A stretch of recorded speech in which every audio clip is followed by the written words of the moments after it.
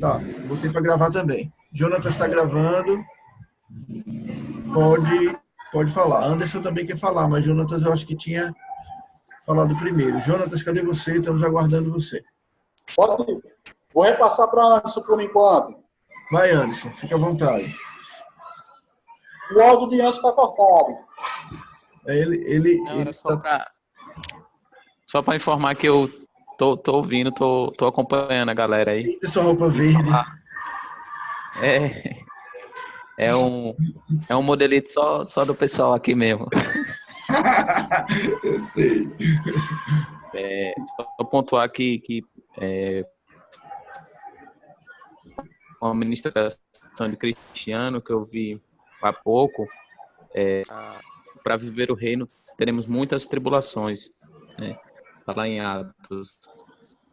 Então a galera aí estava falando de quanto é difícil, mas por conta de viver é fácil, porque andamos em um ritmo que tem muita gente que não está no mesmo ritmo. A nossa passada está totalmente diferente daqueles que estão buscando só a religiosidade. Então, acredito que isso também gera uma confusão para eles. Tá. O Anderson levantou um tema e uma temática que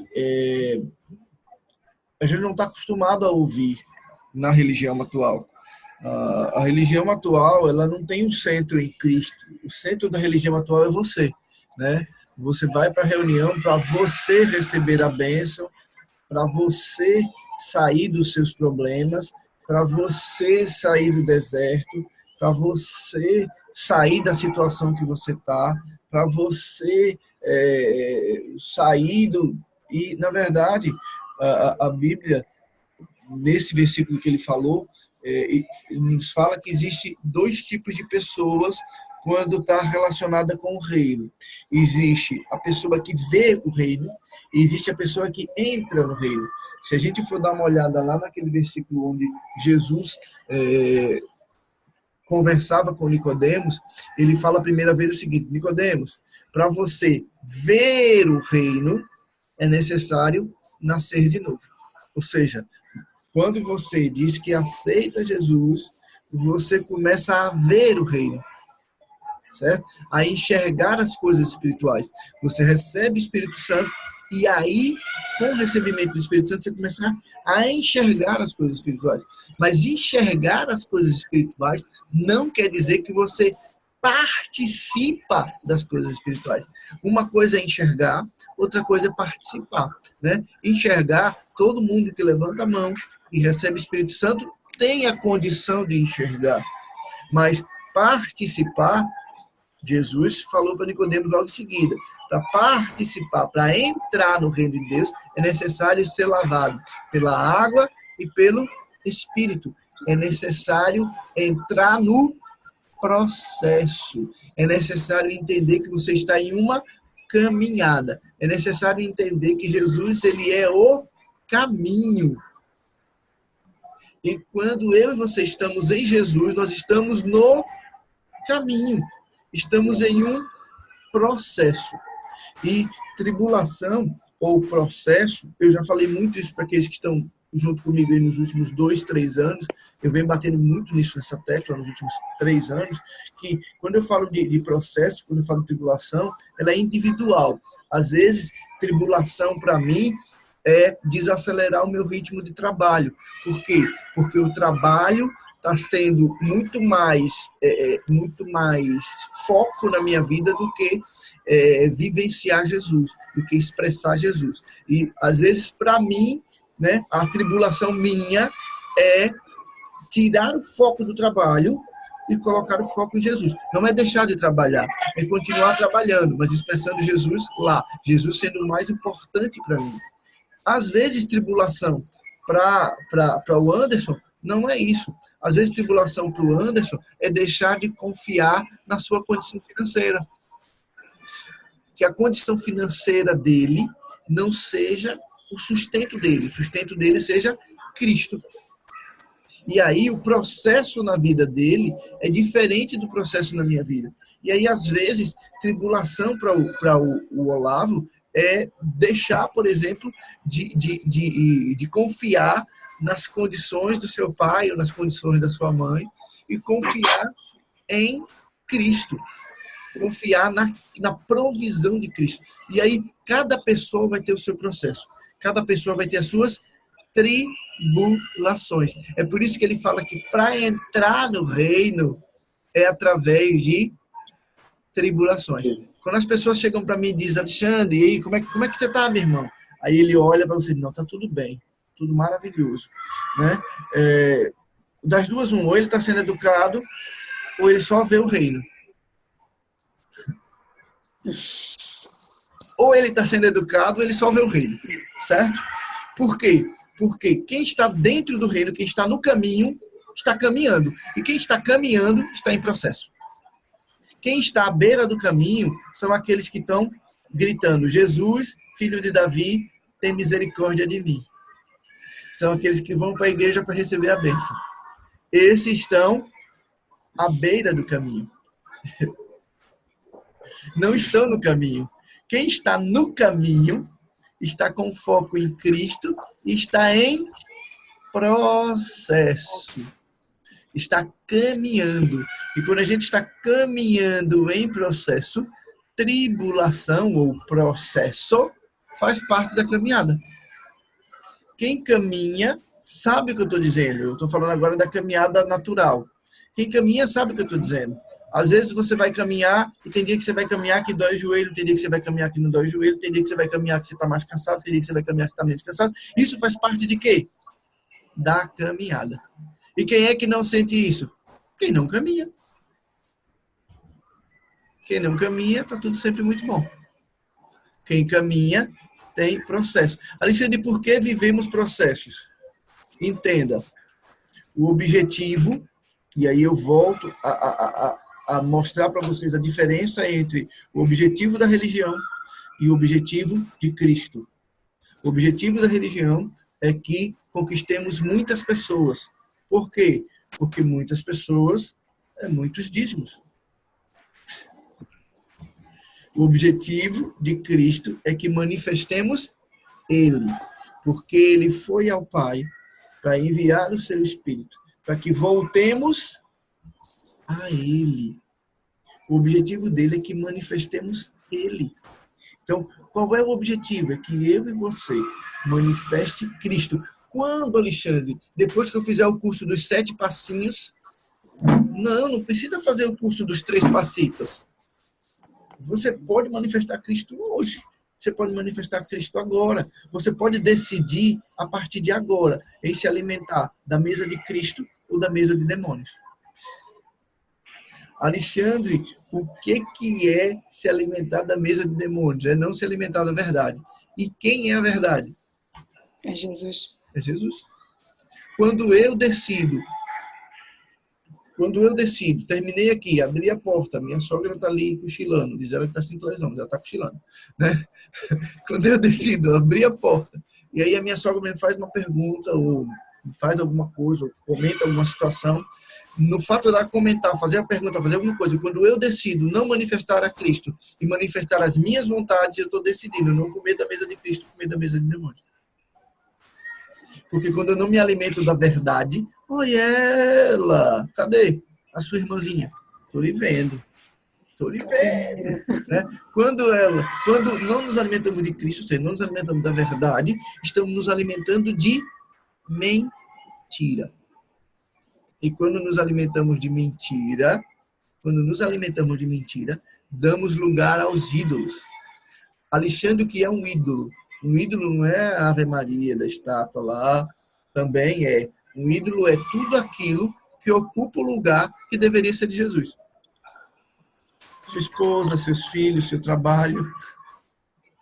Tudo que ocupa o lugar que deveria ser de Jesus é um ídolo. O ídolo, às vezes, é seu ministério. O ídolo, às vezes, é seu status no ministério. O ídolo, às vezes, é a sua habilidade. Alexandre, quando é que a minha habilidade se transforma no ídolo? quando ela é mais importante que Jesus. Quando todas as vezes que eu vou conversar, eu falo mais da minha habilidade do que de Cristo. Porque eu sei fazer, porque eu sou assim, porque eu... Entende? Ela está sendo um ídolo para mim. Por quê? E como é que a gente aplaca os ídolos? Quando é que a gente acaba com a idolatria? Quando a gente se alimenta da coisa correta. Quando a gente se alimenta de Cristo. Não é de outra coisa, de Cristo. Não é de técnica, é de Cristo. Não é de sabedoria da administração, é de Cristo. Não é de economia, é de Cristo. Não é de história, é de Cristo. Não é de filosofia, é de Cristo. Não é de psicologia, é de Cristo. Psicologia, história bíblica, administração, coach, qualquer coisa que você queira aí colocar. Ela é legal? É, mas não é a verdade. Porque a verdade é só Cristo. E é disso que nós temos que nos alimentar. Alexandre, então você está dizendo que eu não posso nem ouvir essas outras coisas. Cara, bom seria se a gente não pudesse ouvir essas outras coisas. Mas, infelizmente, quando nós vamos nos alimentar, hoje, a gente às vezes corre o risco de ouvir 1 hora de ministração e as pessoas falarem de tudo, menos de Cristo. E aí, no final, faz uma oração, né? Jesus, meu Pai que está lá nos céus. Sim, ele está nos céus. A Bíblia diz que ele está nos céus. Mas a Bíblia também diz que ele está onde? Dentro Aqui conosco. E é mais fácil falar com o Pai que está dentro de você ou com o Pai que está nos céus? Alexandre, então, por que eles falam tanto com o Pai que está nos céus? É porque ele não consegue ouvir o Pai que está dentro dele. Quando não conseguimos ouvir o Pai que está dentro de nós, aí nós precisamos falar com o Pai que está onde? Nos céus. Longe. Quando não conseguimos falar com Deus que está dentro, a gente fala com Deus que está longe. Ó, o maior castigo não é Deus deixar você pobre, não. Pior coisa que poderia lhe acontecer não é você ficar sem dinheiro, não é você ficar sem trabalho, não é você ficar doente, não é você ficar com uma doença incurável. Isso não é o pior que lhe pode acontecer. O pior que lhe pode acontecer é você ter um Deus dentro de você e não conseguir ouvir ele. Isso é o pior que lhe pode acontecer. É você ter um Deus dentro de você e leva ele para prostituir, leva ele para roubar, leva ele para fornicar. Porque ele está aí dentro de você. Isso é o pior que pode lhe acontecer. Estão conseguindo compreender? Está todo mundo conseguindo? Tá todo mundo ainda aí? Eu estou aqui pelo menos. Eu tô mutando porque o carro passa aqui direto, aí tem que deixar no mute. Não, sem problema. Eu estou vendo que eu percebi. Você deve estar numa rua muito agitada aí. Qual é o estado que você está que eu esqueci? Espírito Santo. Espírito Santo. Pronto. Isso, tá aí minha tia aqui. Ah, é sua tia que está aí? Oi, tia. Quando eu for no Espírito Santo, prepara meu lugar aí, viu? Pode vir, estou te aguardando. Olha que eu vou. Pense. Ela pensa que está falando com um cara normal. Ela pensa que está falando com uma pessoa normal. Não tá, tia. Não fala isso que eu pareço aí. Ué, quem pensa que isso não é normal, não. A gente tem que ser louco mesmo. Gente, tá claro isso aí? Alguém tem mais alguma dúvida? Alguém quer colocar alguma coisa? Não deixa eu falar sozinho, pelo amor de Deus. Eu quero ouvir a voz de vocês. Eu quero, desde já, agradecer o Anderson por contribuir aí junto com isso. Entenderam por que temos que passar por tribulação? Entenderam por que a ideia de sairmos, né? Vamos fazer uma oração para você sair do deserto. Não é o que Deus quer para a gente. O que Deus quer para a gente não é que a gente saia do deserto, é que a gente aprenda no deserto. Deus não quer te tirar da sua tribulação. Deus quer que você aprenda na tribulação a confiar nele. Alexandre, por que entramos em tribulação? É simples. Eu vou repetir o que eu já comecei hoje. Cadê ele? Saiu, ó. Quando o Jonatas falou que hoje de manhã ele foi orar e entregou o fardo dele ao Senhor, Deus entregou o dele. Quando nós entregamos e confiamos a situação que nos encontramos a Ele, Ele entrega a dele. Nós conseguimos passar tranquilamente. Aprendemos e passamos. Quando nós não fazemos isso, aí Deus precisa fazer um tratamento de choque. Que tratamento de choque é esse? O tratamento de choque é nos colocarmos em situações onde nós não temos outra alternativa, a não ser dizer, Senhor, eu não sei mais o que fazer. Toma, que é teu. Isso é o tratamento de choque. Isso faz parte do processo. Isso faz parte do processo. Parte do processo de quê? De tirarmos de nós aquilo que ocupa o lugar de Deus. Quando nós passamos por esse processo, aí nós entendemos que não se trata de nós.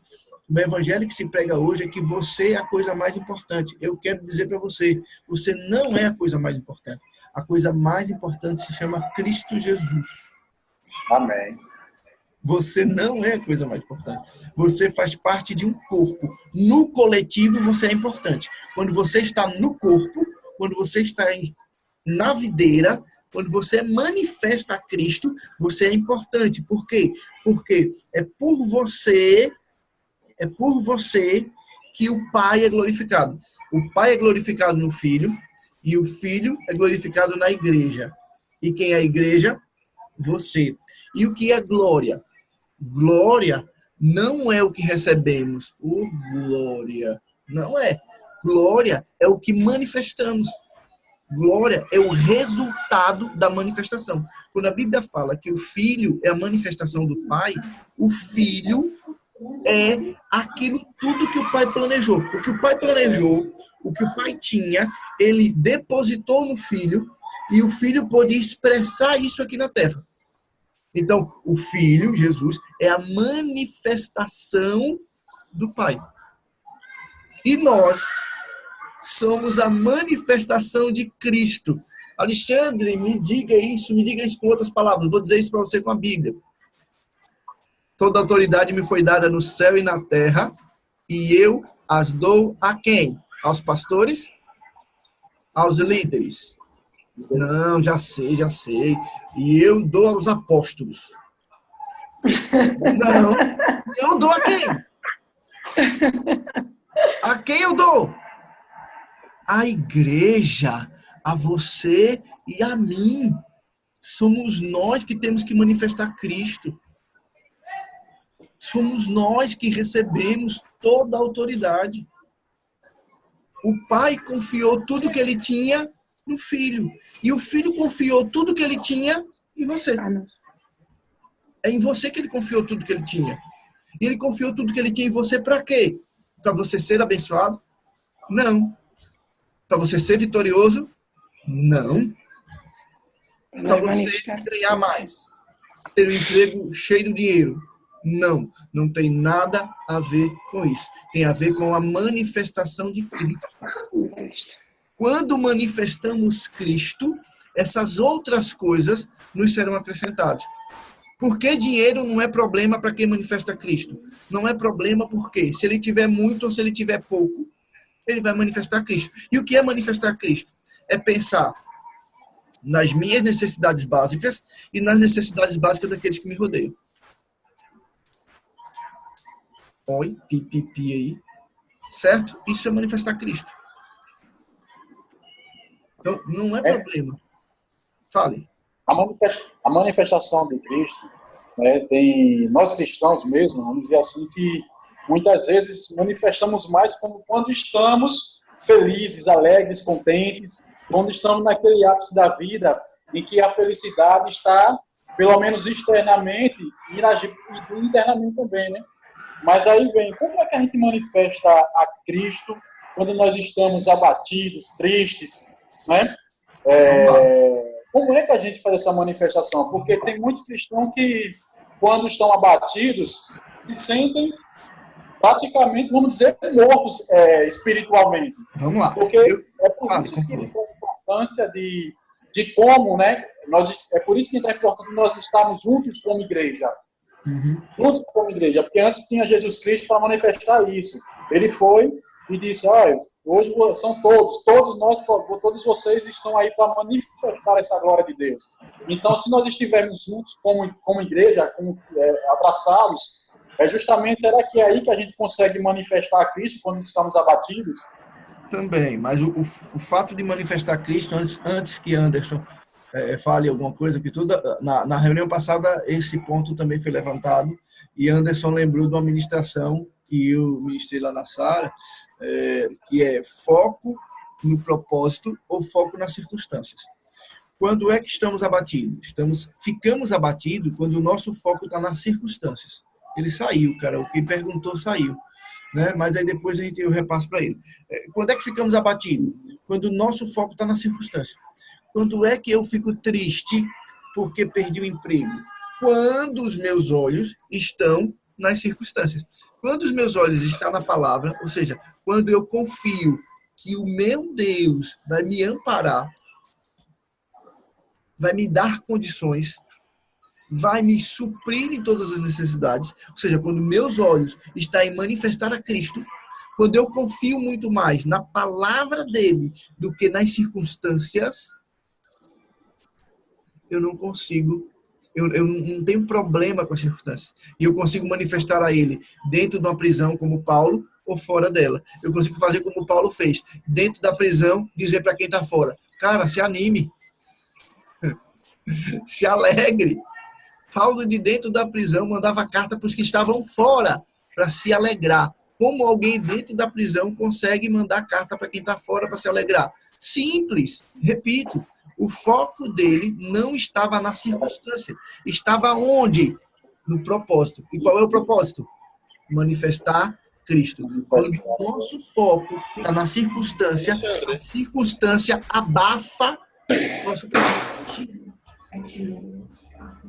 Fale. Alexandre, veja bem, você falou, eu lembro que você tinha mencionado uma vez que quanto ao nosso foco nas coisas, enquanto tivermos foco nas coisas, não teremos foco em Cristo. Sim. Da última vez que conversamos. Sim. E como retomar isso e decorrer, porque uma coisa tem a contra. Manifestar a Cristo é justamente isso, não manifestar o nosso foco nas coisas, né? A nossa maior parcela do nosso tempo ser dedicada a outras coisas. Exatamente.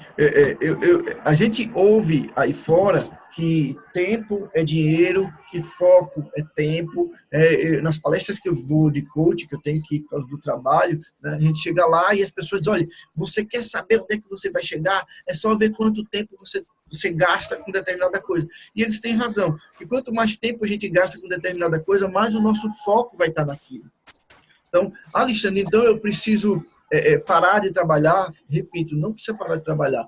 Você precisa trabalhar com foco e manifestar a Cristo. O que é trabalhar, manifestar a Cristo? A palavra diz o seguinte, quer comais, quer bebais, ou quer que façais qualquer coisa. Façais tudo para quem? Para mim.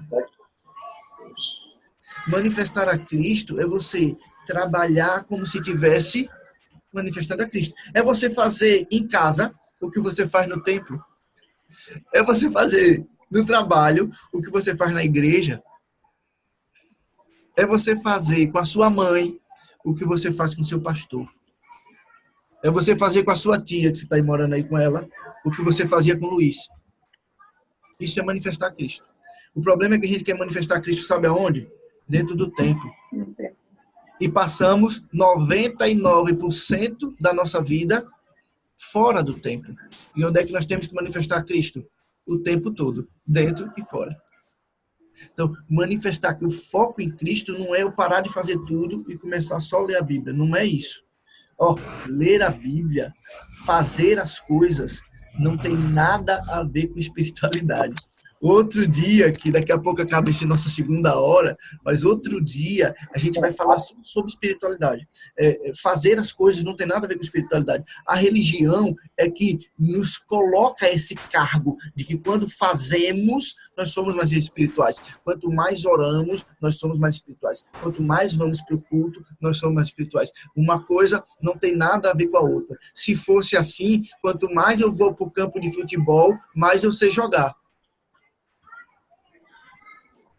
Se eu ficar indo para o campo de futebol todo dia, eu vou virar um excelente jogador? Não. E quando é que eu vou virar um excelente jogador? Treinando. Treinar futebol. Sabe quando é que você vai virar um excelente cristão? Não é quando você vai para a igreja, é quando você manifesta Cristo. Amém. Você pode ir para a igreja todo dia, querido. Você pode ir todos os dias, se você quiser. Se você não manifestar Cristo, ou se você manifestar Cristo só lá, você não vai Aquele negócio não conseguir adianta ser só crescer em Cristo. espectador, né? Oi? Aquele negócio não adianta ser só espectador. Sim, Nós todos, sim. cada um tem o que fazer. Orar, estudar. Nós temos duas realidades dentro do reino. Nós temos aqueles que enxergam o reino, que veem o reino, e temos aqueles que estão dentro do reino. Quando Jesus falou para Nicodemos, olha, para você ver o reino, é necessário nascer de novo. Depois ele disse para Nicodemos repetir de novo. Para você entrar no reino, você tem que nascer de novo da água e do Espírito, ou seja, entrar no processo de renovação de mente. Alguns acharam bonitinho, levantaram a mão, acharam legal, receberam Jesus, receberam o Espírito Santo. Isso não tem nada a ver com salvação, eles vão estar salvos. O problema é que eles vão estar esperando ou Jesus voltar ou morrer para poder ser salvo. Enquanto Jesus, ele quer uma vida com ele agora, já, hoje, e só entra numa vida com ele hoje quem entra no processo, quem está disposto a entrar no processo, quem está disposto a morrer para o seu eu, para as suas vontades, e colocar as suas vontades subordinadas à vontade de Deus. Alexandre, como eu faço isso? Você faz isso agora, aí é onde você está. Daqui a 5 segundos, daqui a 3 segundos vai aparecer uma oportunidade onde você vai poder escolher entre manifestar Cristo, que já está dentro de você, ou manifestar a sua vontade. Quanto mais você manifesta Cristo, menos você manifesta a sua vontade. Quanto mais você manifesta Cristo, menos você manifesta a sua vontade. Quanto mais você se aprofunda em Cristo, mais você é livre de você. Porque a palavra diz o seguinte: conhecereis a verdade e a verdade libertará os outros? Não! A verdade vai libertar você. E libertar você de quem? Do diabo?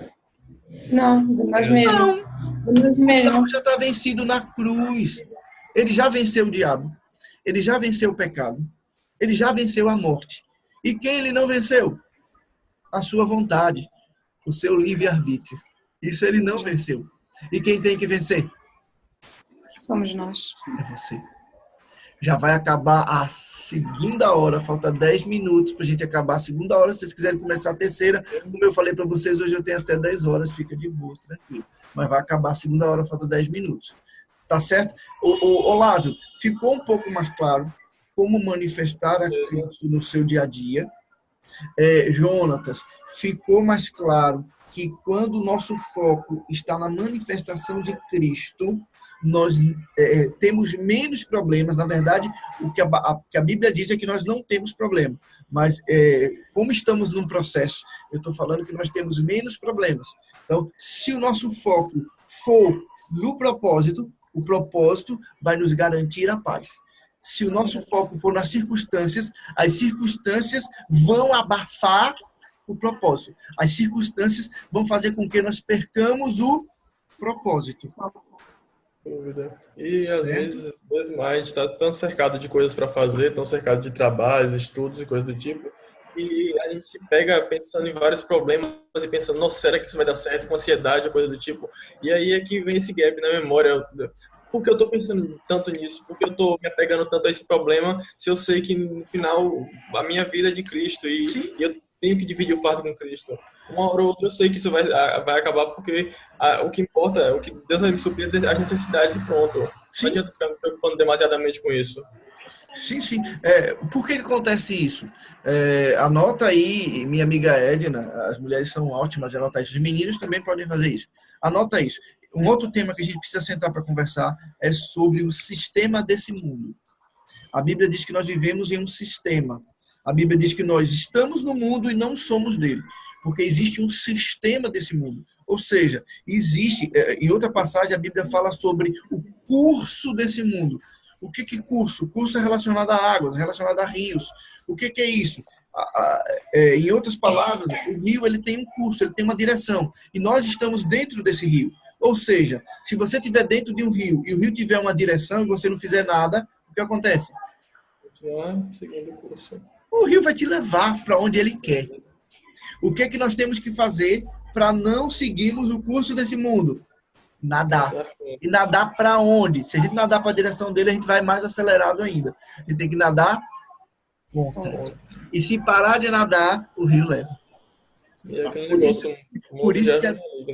Por isso que a Bíblia diz que nós estamos no curso desse mundo. Ou seja, existe um sistema. E assim, anotem isso aí. Isso vai ser um tema bem polêmico, mas eu quero deixar isso já registrado. A igreja não vou usar a palavra igreja, porque a igreja é eu e você. A religião faz parte desse sistema. A religião que impera nos nossos dias faz com que nos distraiamos de Cristo. Não nos leva ao foco de Cristo. Por quê? Porque a Bíblia diz que se somos alimentados pela palavra, ela nos liberta. Nos liberta de quê? De nós mesmos. Nos liberta de quê? Da religião. Nos liberta de quê? Do aprisionamento, que nos deixa o tempo todo pequenos e meninos. Por que, Alexandre, você fala que a religião de hoje tem nos deixado meninos? Porque a Bíblia diz que enquanto formos meninos, mesmo sendo herdeiro de tudo, temos que caminhar com tutores, com pessoas que têm que nos acompanhar, que pegar na nossa mão e nos levar para um lado e para o outro. Por isso que a religião tem que nos deixar menino. Por isso que ela tem que nos distrair. Por isso que a gente tem que ir para o culto para voltar feliz, animados e alegres. A gente não pode ir para o culto para ser confrontado e mudarmos. A gente tem que ir para o culto para voltar feliz. Porque enquanto estivermos felizes e não formos confrontados, nós não crescemos. E se não crescemos, não recebemos aquilo que Deus tem para a gente. Não nos aprofundamos em Cristo. Quando não nos aprofundamos em Cristo, continuamos meninos. Continuamos sabedores de psicologia, continuamos sabedores de administração, continuamos sabedores de engenharia, continuamos sabedores de coach e nada de Cristo. E o que nos importa? Conhecer sobre Cristo. Conhecer sobre Cristo é o que nos importa. Isso é o nosso objetivo. Isso é o nosso alvo. A gente canta tanto que o nosso alvo é Jesus, aí chega no culto e vai aprender 7 passitos para administrarmos melhor nossas finanças. Aí a gente vai para o culto para aprender 10 passitos para poder administrar melhor as nossas emoções, né? Aí vai para o culto para aprender 3 passitos para a gente conseguir administrar melhor o nosso tempo. Cara, a gente precisa aprender de Cristo, porque só a verdade, só Cristo é que liberta. E é tão bom a gente aprender sobre Cristo que a gente acaba também conhecendo até melhor os nossos irmãos através do Espírito Santo. Sim. É tanto que a nossa irmã Edna aqui, eu poderia dizer hoje que no segundo dia da conferência, eu acho que não sei se é o horário, mas ela se manifestou mais, não é? A presença de Cristo. Ela estava mais contente e alegre na primeira conferência. Eu vou até estar orando para aquela animação retornar novamente, que era tão bom. É o horário. Rapaz, irmã, melhor então. Temos 4 minutos. Quem quiser aí, aproveite para falar aí alguma coisa. Olha o carro da casa de Olavo passando. Dá um monte aqui. E aí, alguém vai falar mais alguma coisa? Alguém quer completar alguma coisa? Senão eu vou começar a fazer o fechamento. Temos 3 minutos e meio. Tia, quer falar alguma coisa? Fique à vontade, viu, tia?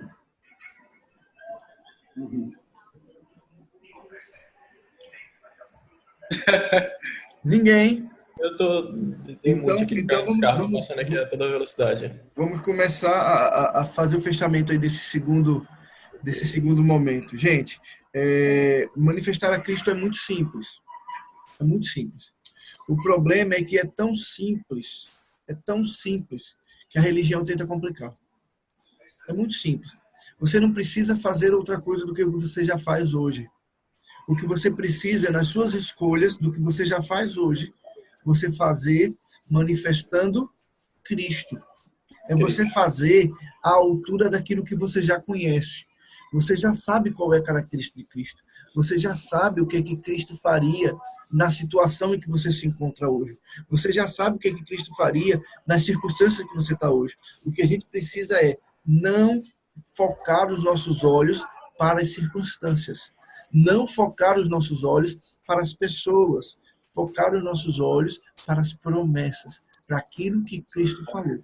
Aquilo que Cristo falou não pode ser mais importante do que aquilo que eu vejo. Se eu vejo a minha família, que hoje nem toda ela aceitou Jesus, eu não posso acreditar nisso que eu vejo. Eu tenho que acreditar na palavra que diz que eu e a minha casa serviremos ao Senhor. Né?